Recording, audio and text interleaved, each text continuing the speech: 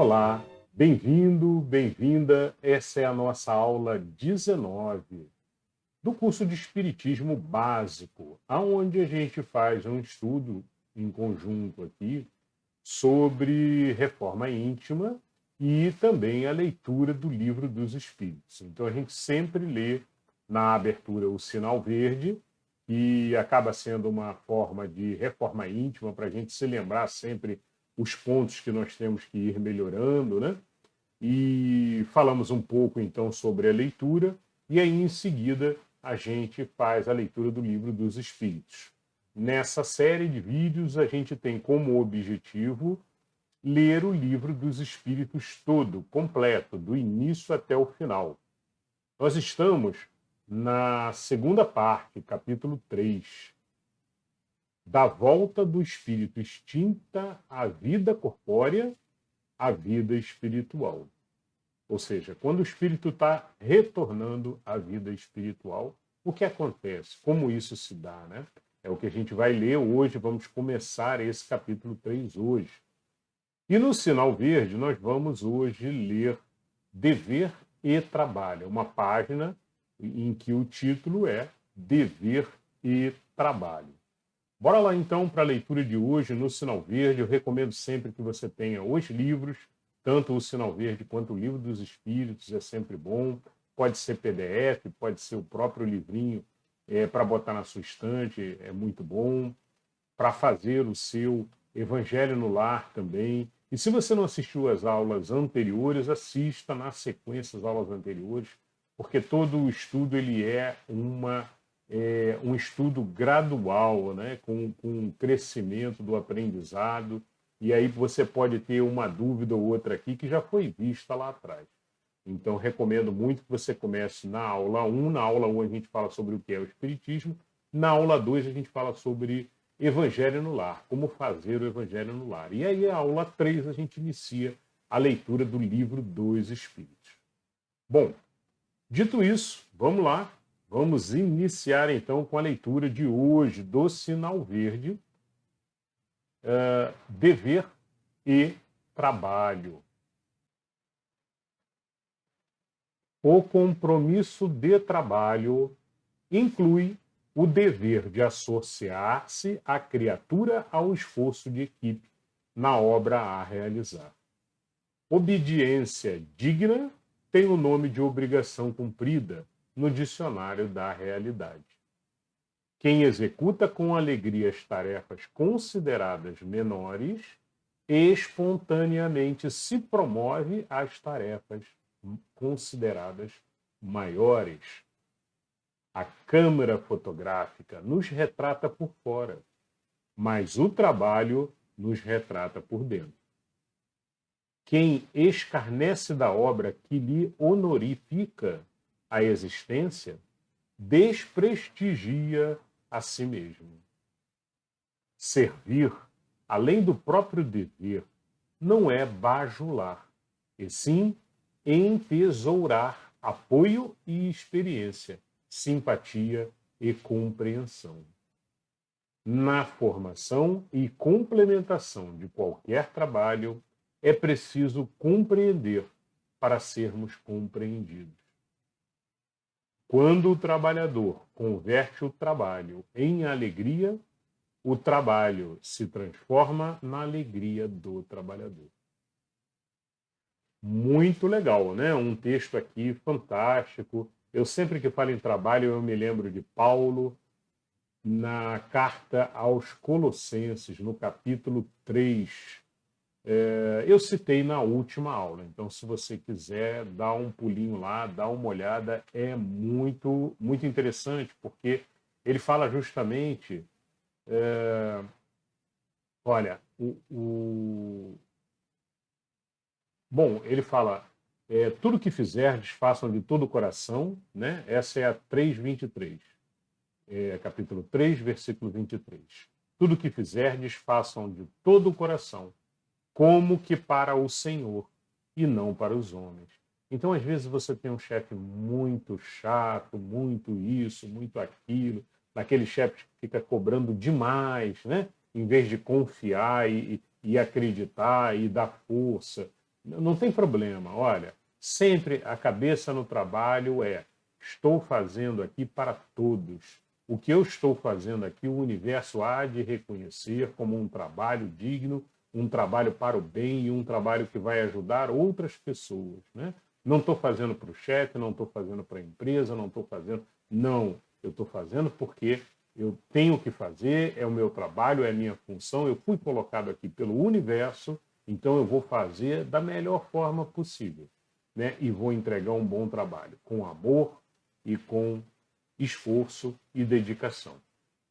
Então é mais ou menos por aí, né? E sempre pensando que toda obra, todo trabalho que a gente faz na nossa vida, pode ser por menor que seja, pode ser varrer um chão, pode ser qualquer coisa pequena, arrumar uma estante, qualquer trabalho que você faça, você está fazendo para Deus, você está honrando a Deus e honrando a si mesmo como um ser trabalhador, um ser que serve também ao universo e a outras pessoas, né? E o nosso papel, justamente, esse é um dos maiores aprendizados que nós temos, né? Baixando o ego, reduzindo o ego, colocando o chapéu de humildade, né? Vamos fazendo o trabalho digno para servir as outras pessoas. Então é um aprendizado acima de tudo, né? Quantos aprendizados a gente faz quando a gente está trabalhando, quando a gente está se esforçando, quando a gente está obedecendo? Ele cita que obediência. Obediência digna tem o nome de obrigação cumprida no dicionário da realidade, ou seja, na prática, a obediência com respeito, digna, né? Ela a missão realizada, obrigação cumprida no dicionário real, ou seja, falando na prática é isso, né? É fundamental a colaboração também, ele cita a colaboração aqui entre todos os que estão num determinado trabalho. Então, na última aula nós falamos também sobre competição, né? Então precisamos também abolir a competição e pegar a chavezinha, a nova chave da nova porta que a gente tem que abrir na nossa vida, que é a colaboração. Trabalho colaborativo, ajudando aos outros, não só fazendo a tua parte, não. Eu fiz a minha parte, pronto. Ah, agora é com fulano, agora é com ciclano, né? Não é essa a tarefa de um espírita cristão.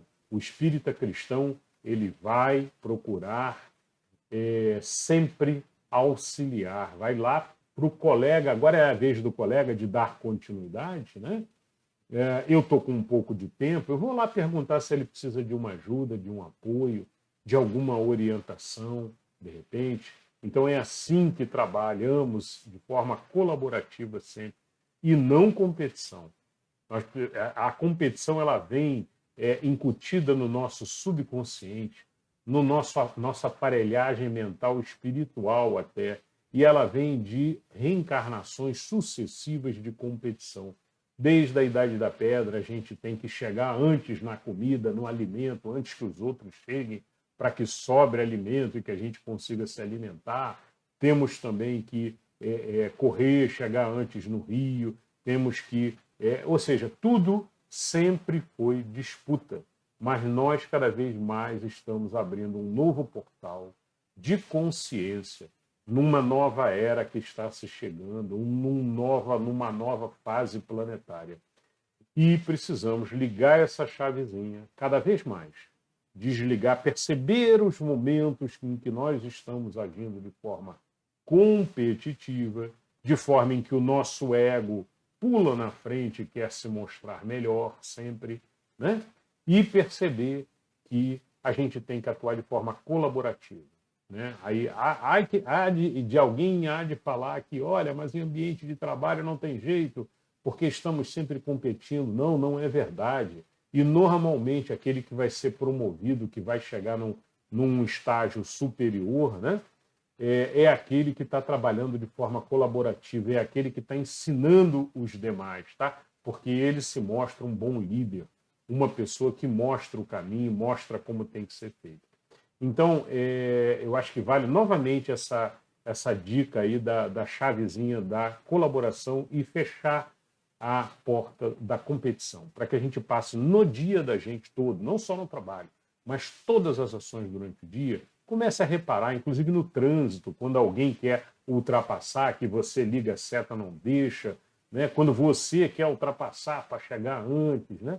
Liga essa chave de, será que eu estou competindo, né? Será que eu não deveria estar colaborando, permitindo que o outro passe na frente, né?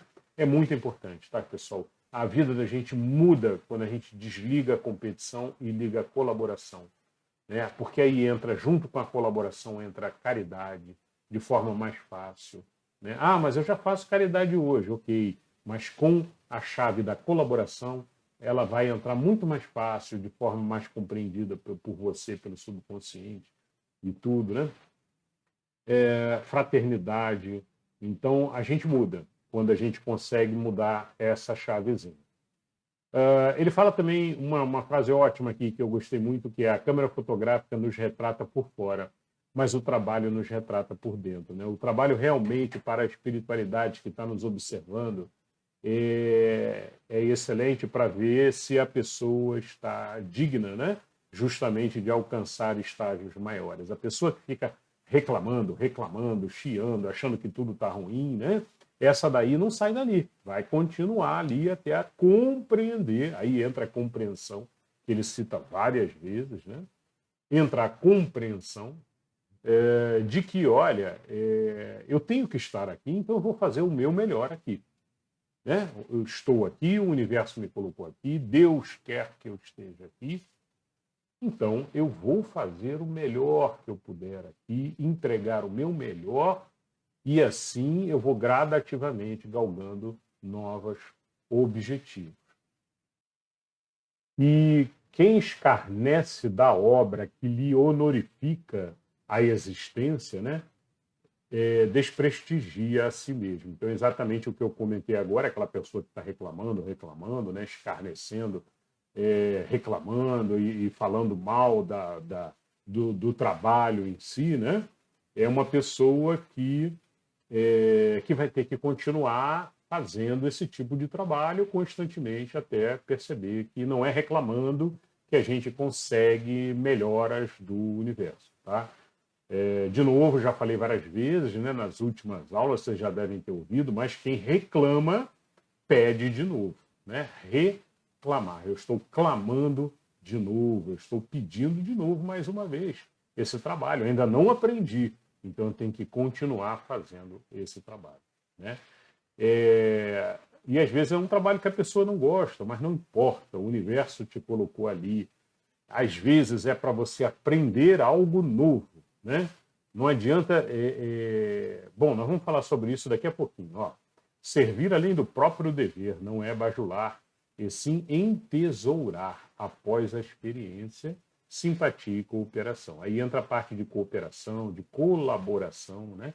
Que eu comentei agora há pouco. Então é muito importante. Não é bajulação. Você ir lá ajudar um companheiro, você não está nem ajudando o chefe, né? Por muitas vezes você está ajudando os próprios companheiros. E isso é muito bom e você marca muito ponto, né? Observem, estamos sempre sendo observados, né? Então, atenção, estamos sempre sendo observados pela espiritualidade, por Deus, né? Pelo universo, mas precisamos mostrar que estamos fazendo o nosso melhor com amor, como disse Paulo também, né? Só para lembrar Paulo um pouco, que eu já li na última aula também, mas sobre tudo que fizerdes, revestivos de amor, que é o vínculo da perfeição. Né? Isso eu acho muito bonito, porque faça tudo com amor, seja lá o que for. Ah, mas eu não gosto. Faça. Faça com amor, porque se você está aí, você foi colocado aí, é porque é para você aprender uma determinada função nova, né? Então, muita gente fala, não, mas eu já tenho um objetivo, eu sei o que eu vou fazer e tal. Ok, vá trabalhando no seu objetivo em paralelo, mas aquele trabalho que caiu ali na tua frente, faça, abrace ele e faça o seu melhor, com amor. Quem sabe aí de forma mais fácil, muito provavelmente, né, de forma mais fácil, o universo vai te abrir a porta do teu objetivo real que você quer. Tá bom? Mas às vezes a gente é colocado num trabalho ou numa função para aprender novas experiências que nós não conhecíamos ainda. Às vezes a gente vem trabalhando várias reencarnações numa determinada função, ou em funções correlatas, né, que tem algo próximo e tal, né? Mas em determinada reencarnação muda. Não, agora eu vou trabalhar com área humanas, mas eu prefiro a área técnica, eu gosto muito da área técnica. Ah, não, mas eu não vou pegar humanas eu não gosto. E aí ele não faz aquele aprendizado que nessa encarnação ele deveria fazer, que é um aprendizado que vai abrir nova consciência, novas aberturas de pensamento, novas inteligências dentro do consciente do ser. Né? Às vezes, quando a gente pega um novo ramo, uma nova atividade que a gente não tem costume, né? A coisa mais fácil de fazer é dizer assim, não, mas eu não levo jeito para isso. E nós já falamos aqui também no canal, não existe isso de eu não levo jeito, eu não nasci para isso. Né? O espírita sabe que a gente pode tudo. Deus nos criou igual. Então, o mesmo ser que consegue, amigo seu, que consegue atuar numa área tecnológica, vai conseguir atuar numa área de humanas e muito bem. Da mesma forma, o contrário. Um cara de humanas consegue atuar na área técnica e qualquer outro ramo de inteligência, né, é possível. Mas eu tenho mais facilidade naquela área. É verdade, porque talvez você já tenha muita experiência, até de outras encarnações naquela área. Né? Mas quem sabe dessa vez não seja teu objetivo de vida justamente abrir as opções e fazer aprendizados novos. Então, a minha recomendação aqui, né, por mais que você goste, se o universo te colocou na frente um novo objetivo, com uma nova experiência, avalie bem, talvez seja muito bom para você se esforçar e aprender e se dedicar com amor, carinho e entregar os resultados e fazer esse novo aprendizado, tá bom?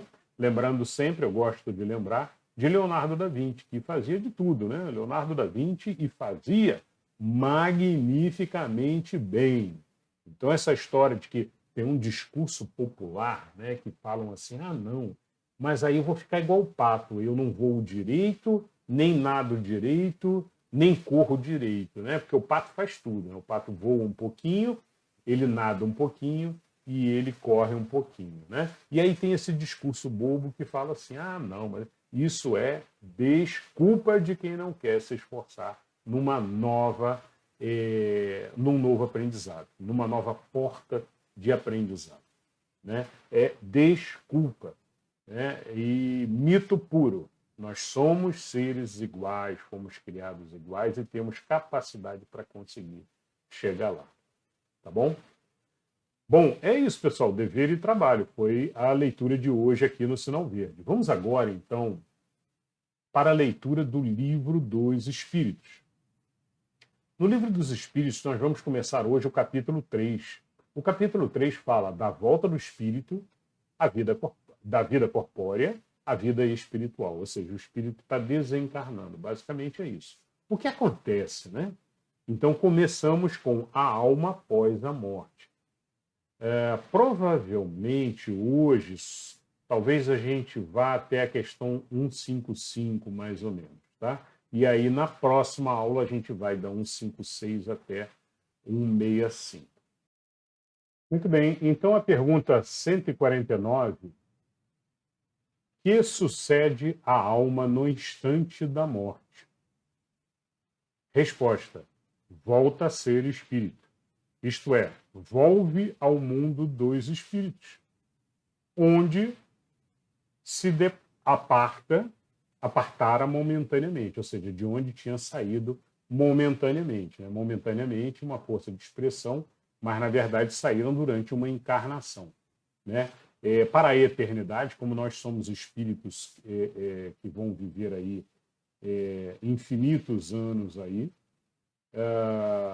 uma encarnação é muito pouco, né?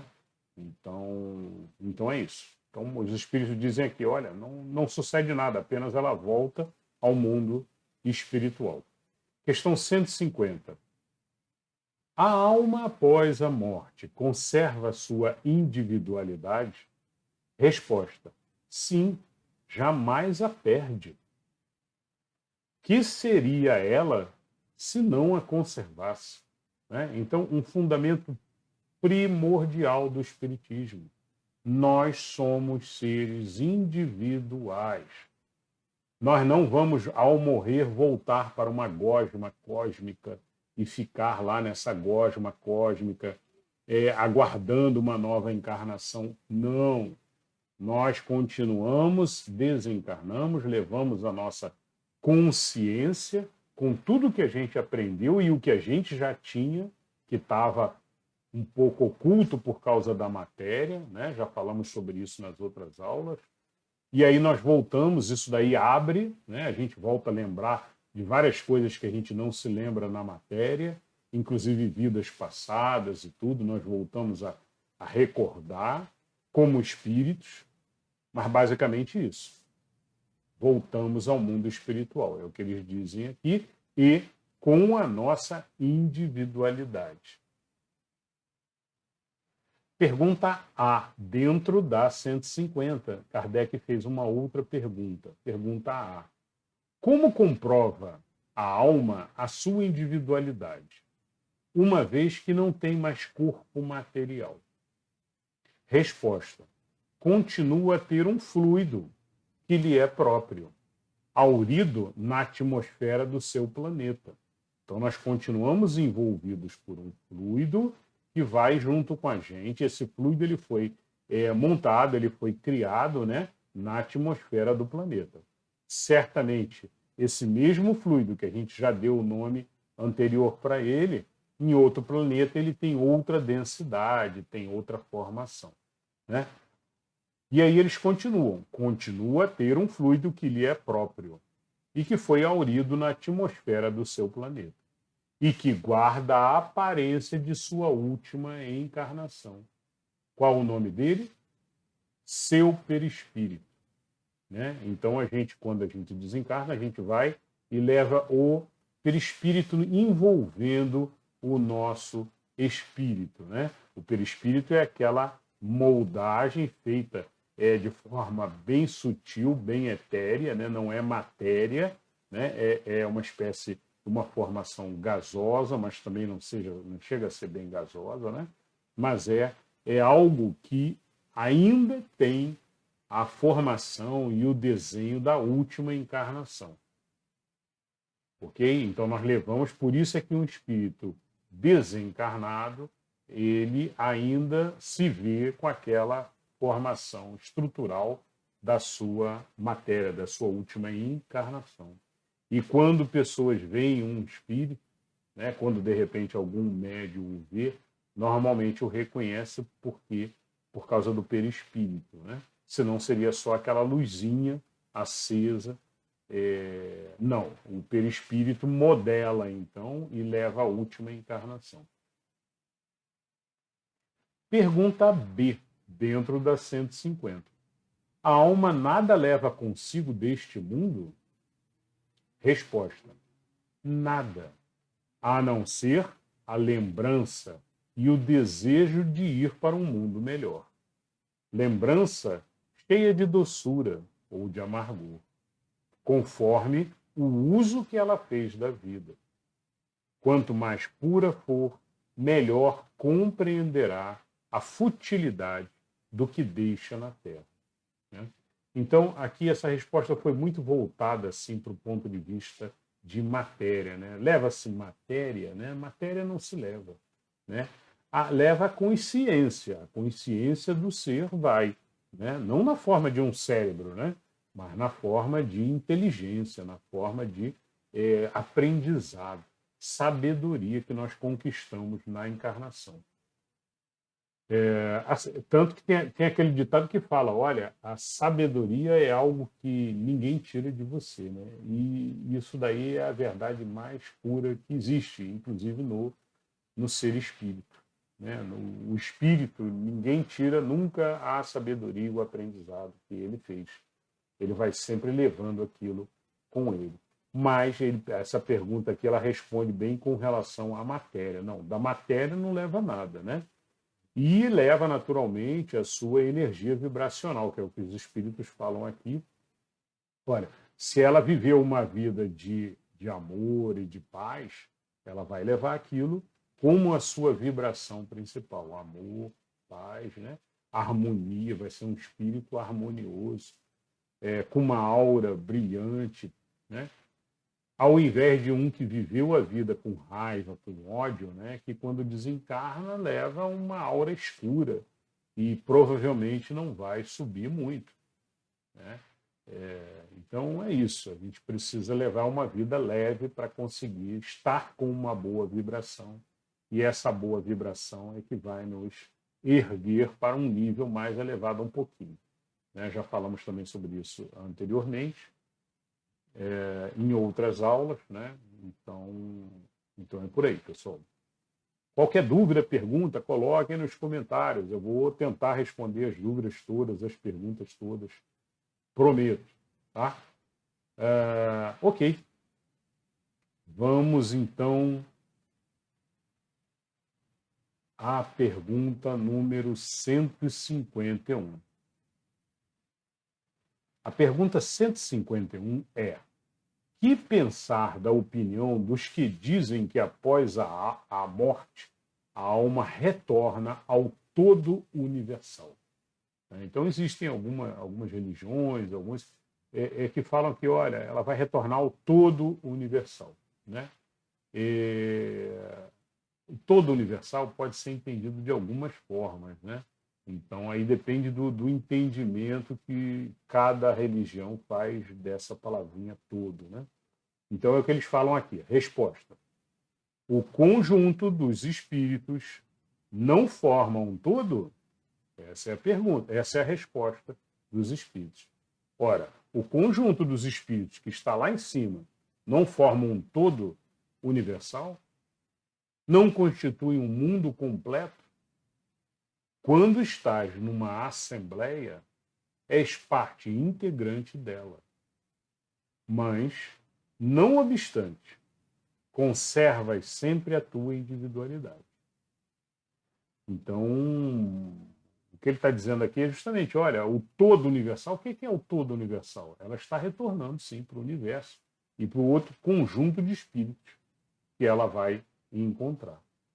Está retornando para o todo universal. Aqui dentro da Terra, nessa matéria, nesse globo em que nós existimos, a quantidade de espíritos é muito pouco, tá? Comparado com um universo de espíritos, né? Nós temos espíritos em todos os planetas, não só aqui na Terra.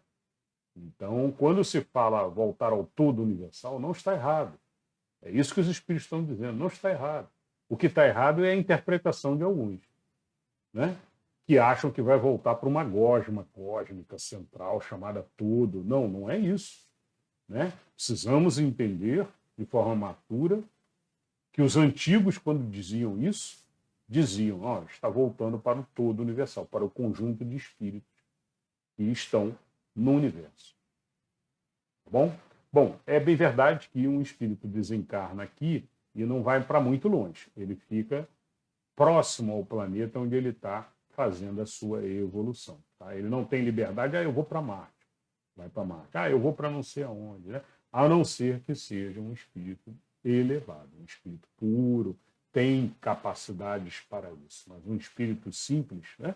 Como todos nós, que estamos ainda em processo de evolução, não tem essa capacidade. Então, para onde a gente vai? A gente vai para os níveis que existem ao redor de nosso planeta. Ao redor do nosso planeta existem níveis, cidades espirituais, né? Em cada região tem cidades espalhadas, diversas, né?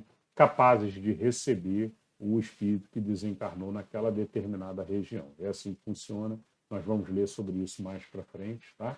E níveis de cidades diferentes, cidade mais acima, cidade mais abaixo, né? Até que tem um nível muito ruim, que é um nível tenebroso, escuro, para justamente os espíritos que não estão elevados, estão muito perturbados, com aura muito pesada, aí ficam nessa região. E é um local de sofrimento, tá? Não é um local de paz, digamos assim. Isso aí a gente pode ler no livro Nosso Lar, né? Do Chico Xavier, e podemos também ler em vários outros livros espíritas, e também o Livro dos Espíritos deve comentar isso aqui mais para frente. Bom, então é isso, pessoal. Não quero aprofundar muito, mas é muito legal a gente ver também a similaridade com as outras religiões. Eu não me aguento, acabo puxando, né? A cabala mística, o pessoal judaico, né, entende também como níveis, né? E a cabala mística, eu não sou especialista em cabala, mas eles têm níveis também. Me parece que são 10 níveis de elevação, né? E aí também o espírito, ao desencarnar, ele vai para um nível e aí depois desce de novo, né? Seguindo o processo de reencarnações também. Como também tem no budismo, no hinduísmo também, que você também vai na roda da samsara, você desencarna, sobe, depois você encarna de novo, tá? Na maioria das vezes esse desencarna e encarna não é automático, né? Para o Espiritismo, a gente vai para um mundo celeste que é semelhante ao mundo que nós temos aqui, né? Que existem, inclusive, veículos de transporte, existem cidades e tudo, só que de materiais mais sutis, como se estivesse em outra dimensão, né? Mas tudo muito mais sutil, muito mais leve, não tão matéria como o nosso mundo aqui. Ok. Vamos então agora para a pergunta 152. Que prova podemos ter da individualidade da alma depois da morte? Resposta.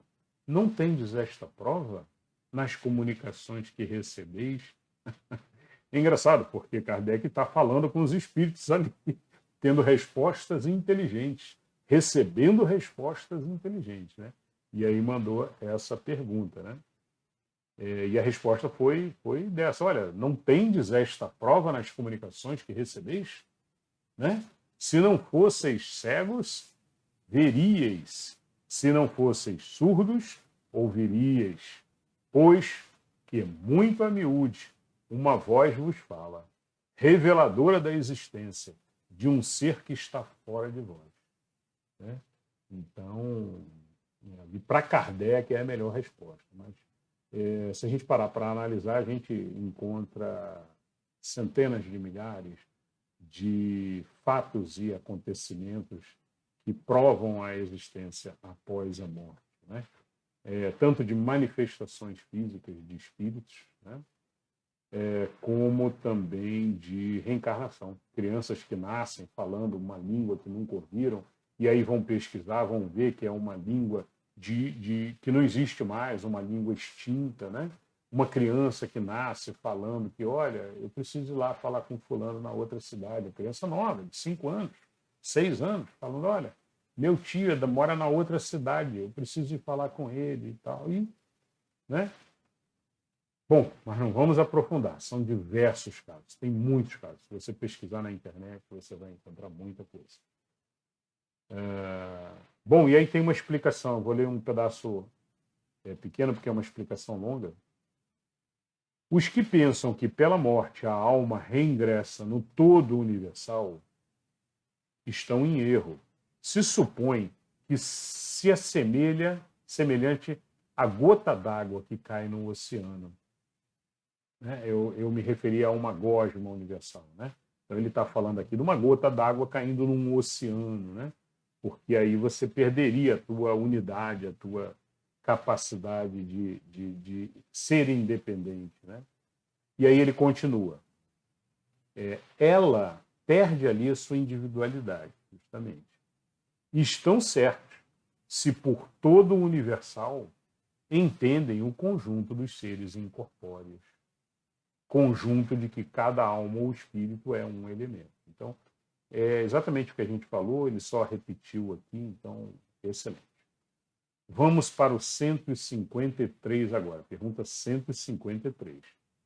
Em que sentido se deve entender a vida eterna?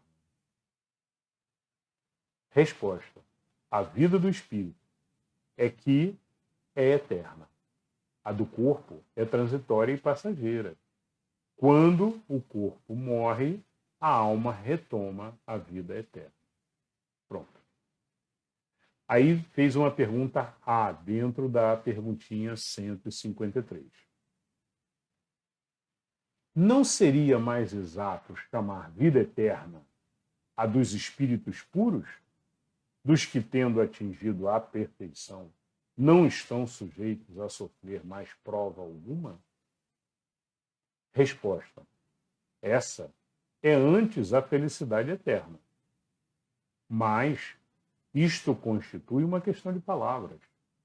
Chamai as coisas como quiserdes, contanto que vos entendais.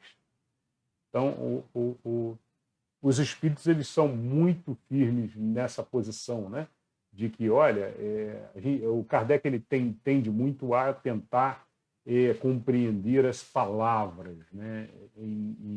Mas é muito importante a gente compreender o que representa aquilo, o que está sendo mostrado, né? Se você quer chamar de todo, ou se você quer chamar de universo, ou se você quer chamar de Deus, não tem problema. O importante é você compreender o que está sendo passado como informação. Então, nesse caso aqui, vida eterna, o que é? Nós somos espíritos. Os espíritos não se encerram mais, eles foram criados uma vez por Deus e eles não vão desaparecer. Buf, sumiu. Agora morreu definitivo. Era um espírito que existia e que agora não existe mais. Não tem. O espírito foi criado por Deus e ele não deixa mais de existir. Ele vai existir, vai levar uma eternidade, mas vai virar um espíritozinho de luz, um espírito puro, elevado, e aí vai se aproximar cada vez mais de Deus, até como dizem os evangelhos, os gnósticos também, né? Até se tornar um com Deus, como Jesus falava no evangelho, né? Que ele era um com o Pai. Eu sou um com o Pai, ou seja, já era um, já estava unificado. E o que isso significa? Que perdeu a sua individualidade? Não. Jesus continua ali, como um ser único, mas unido com Deus, em sintonia, em vibração, na mesma vibração que Deus, na mesma amplitude cósmica que Deus. Tá? E é esse o nosso objetivo, de todos nós. Todos nós vamos chegar lá. É uma questão de tempo. Deus espera. Deus está sempre nos esperando. Com toda paciência, como um pai faz. Né? Com a certeza de que os espíritos vão evoluir. Bom, pessoal, então, essa foi a 153. Agora entramos na separação da alma e do corpo. Vamos ler a separação da alma e do corpo até a questão 155. Então, vamos lá. 154, então. Vamos falar agora da separação, do momento do desencarne. Né? É dolorosa a separação da alma e do corpo? Pergunta Kardec. Resposta. Não. O corpo quase sempre sofre mais durante a vida do que no momento da morte. A alma, nenhuma parte toma nisso. Os sofrimentos que algumas vezes se experimentam no instante da morte são um gozo para o espírito, que vê chegar o termo do seu exílio. É uma explicação. Na morte natural, a que sobrevém pelo esgotamento dos órgãos, né? Por que a gente morre? Né? Por que a gente precisa morrer? Porque essa matéria física que estamos usando, emprestada por Deus, né? Existe uma vida útil, existe um esgotamento dos órgãos todos. Né? Em uma determinada época, ela vai acontecer. Né? Em consequência da idade. O homem deixa a vida sem o perceber. é uma lâmpada que se apaga por falta de óleo, né? Então, felizes aqueles que têm uma morte tranquila, natural, né? Mas eles dizem aqui, olha, de qualquer forma, mesmo que seja uma morte mais violenta, mais dolorosa um pouco, né? Mesmo assim, para a alma é um alívio, né? É um alívio gigantesco. 155. Como se opera a separação da alma e do corpo? Resposta: rotos os laços que a retinham, ela se desprende. Ou seja, arrebentados os laços que a detinham, ela se desprende e se solta, né? Vale com um comentário de que, normalmente, dependendo do merecimento, da possibilidade do ser receber, ele recebe sempre assistência, né? Sempre assistência do seu mentor, da espiritualidade, para acompanhar aquele desencarne e levar aquele espírito. Então ele está sempre sendo assistido, chegou a hora, a espiritualidade está acompanhando, está nos monitorando na grandeza de Deus, sempre enxergando tudo, sabe o que vai acontecer e encaminha os espíritos para virem ajudar e direcionar o ser. É lógico que em alguns casos não conseguem. Espíritos revoltosos, espíritos que não estão preparados, né? Que não estão com a aura pura, às vezes não conseguem receber o auxílio necessário, né? Mas, na maioria das vezes, esse auxílio, quanto mais merece o espírito, esse auxílio ele é dado e é levado. Em muitos casos de desencarne, os espíritos, às vezes, retiram a alma antes até das dores maiores de um acidente, por exemplo, alguma coisa desse tipo. Tá bom? Perguntinha A, aqui dentro da 155. A separação se dá instantemente por brusca transição? Haverá alguma linha de demarcação nitidamente traçada entre a vida e a morte? Kardec sempre procurando as linhas dele, né? Como um físico, como um estudioso, né? Sempre procurando as delimitações. Resposta: não. A alma se desprende gradualmente, né? E aí reforço eu, tudo no universo é gradual, tudo no universo é. Não existe chavezinha que virou sim e não, né? Tudo é gradual. Já foram mais de 10 respostas neste sentido que nós tivemos aqui. Muito bem. E aí a resposta mais uma vez: não, a alma se desprende gradualmente. Não se escapa como um pássaro cativo, a que se restitua subitamente à liberdade. Aqueles dois estados se tocam e confundem, de sorte que o espírito se solta pouco a pouco dos laços que o prendiam. Esses laços se desatam, não se quebram, né? Então, aos pouquinhos, ele vai se dissolvendo e vai liberando o espírito. Uma explicação. Durante a vida, o espírito se acha preso ao corpo pelo seu envoltório semimaterial, ou também chamamos perispírito. A morte é a destruição do corpo somente, corpo matéria, não a desse outro invólucro, né? o perispírito, que do corpo se separa quando cessa cessa neste a vida orgânica. A observação demonstra que no instante da morte, o desprendimento do perispírito não se completa subitamente, que, ao contrário, se opera gradualmente, com uma lentidão muito variável, conforme os indivíduos. Em uns é bastante rápido, podendo dizer-se que o momento da morte é mais ou menos o da libertação. Em outros, naqueles, sobretudo, cuja vida foi toda material, sensual, o desprendimento é muito menos rápido. Durante algumas vezes, dias, semanas e até meses.